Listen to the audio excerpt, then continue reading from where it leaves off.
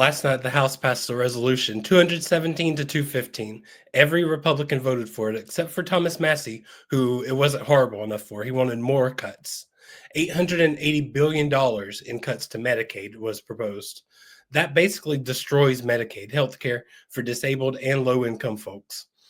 36.8 million children are on Medicaid, 7.2 million seniors, 8.4 million adults with disabilities, 13.9 million people with behavioral needs, all of them having their health insurance / destroyed. Also, 230 billion cuts in SNAP food stamps, the lowest income earners, people who are already suffering as is. So what do we get in return for this?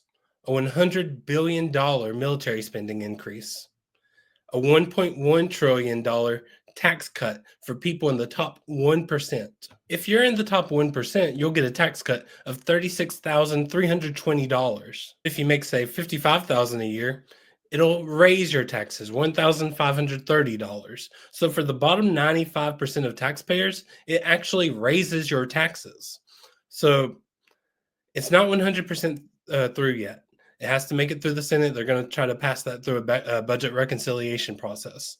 And all they really have to do is hold their own caucus. If they can do that, then they can pass it. And yeah, they probably can. The only real hope we have now is that people rise up. There's riots out in the streets. There's phone calls being made.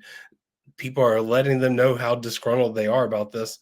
And maybe, just maybe, they won't pass it. But they have all the power at this moment to pass this thing if they want to.